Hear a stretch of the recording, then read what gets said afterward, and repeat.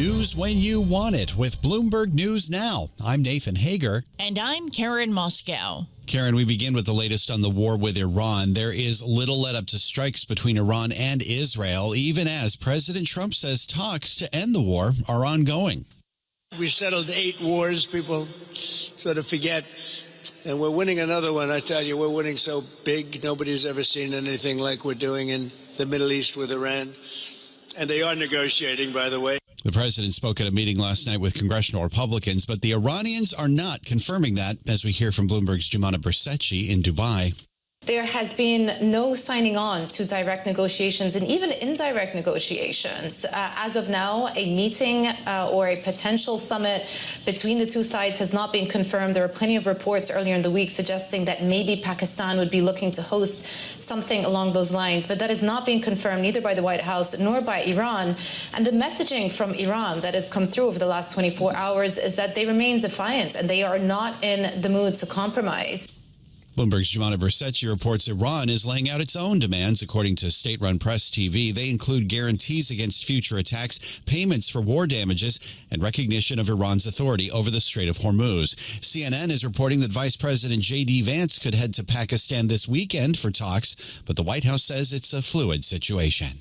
Well, Nathan, oil on the rise once again. Right now, NYMEX crude oil is up more than 3.5% at $93.56 a barrel. Brent is up more than 3% at $105.67. And Bloomberg Strategic Energy Team BNEF says the price of Brent crude could top $154 a barrel if the Strait of Hormuz remains closed until mid-June. David Ernsberger is the president of Global Energy at S&P. He says things could get worse from here. The markets that consume this energy, who depend on the Strait to be open, they're only feeling the late arrivals or the no arrivals of the energy that should be coming their way right about now. And that's going to build up over the next 5 or 10 days. In a sense, the pipeline that's on the water from the Middle East to the world is going to start running empty.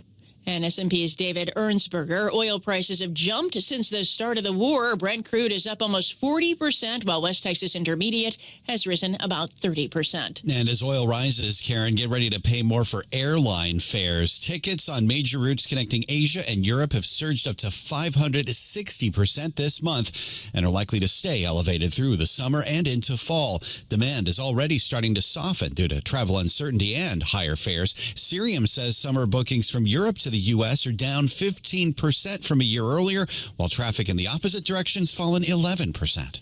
Well, Nathan, the U.S. Postal Service plans to raise prices to offset rising transportation expenses, including the cost of fuel.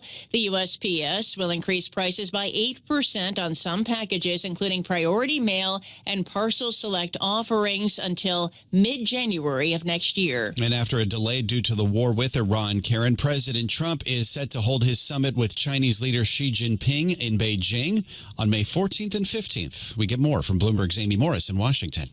President Trump will meet with Xi Jinping on May 14th and 15th in Beijing. And White House Press Secretary Caroline Leavitt announced she will also visit Washington. First Lady Melania and President Trump will also host President Xi and Madam Peng for a reciprocal visit in Washington, D.C. at a later date to be announced this year. The rescheduled meeting in China will pose a fresh test of how comfortable President Trump and Xi Jinping are with the status quo on trade, U.S. support for Taiwan, and the fallout for the U.S. strikes on Iran that spurred a spike in oil prices. In Washington, Amy Morris, Bloomberg Radio. Amy, thank you. As the war with Iran drags on, so does the shutdown at the Department of Homeland Security that's led to long lines at airport security. This morning, Senate Republicans have rejected Democrats' latest offer to end the standoff over immigration enforcement. North Dakota Republican Kevin Kramer says his side is getting frustrated. I don't know how they can get a better deal. We've given them a lot. Donald Trump has given them a lot. It's clear that TSA agents should be being paid, and there's absolutely no reason in the world for them to be against this deal.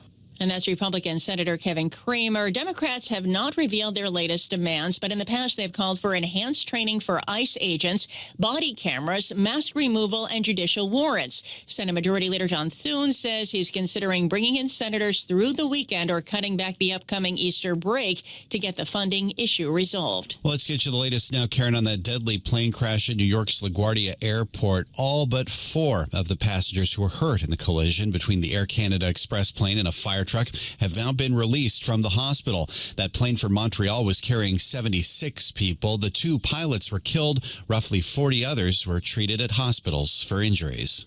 And a programming note, Nathan, markets may close on Fridays, but the world does not. And that's why we're bringing you a new live radio and TV show. Bloomberg This Weekend's looking beyond the daily headlines to the bigger themes driving politics, business, and culture. Join David Gura, Christina Ruffini, and Lisa Mateo for smart conversations and in-depth interviews that help make sense of the week that's been and what comes next. Get Bloomberg This Weekend live Saturdays and Sundays from 7 a.m. Eastern on Bloomberg Radio, TV, and the Bloomberg Business app. And that's news when you want it with Bloomberg News Now. I'm Karen Moskow. I'm Nathan Hager, and this is Bloomberg.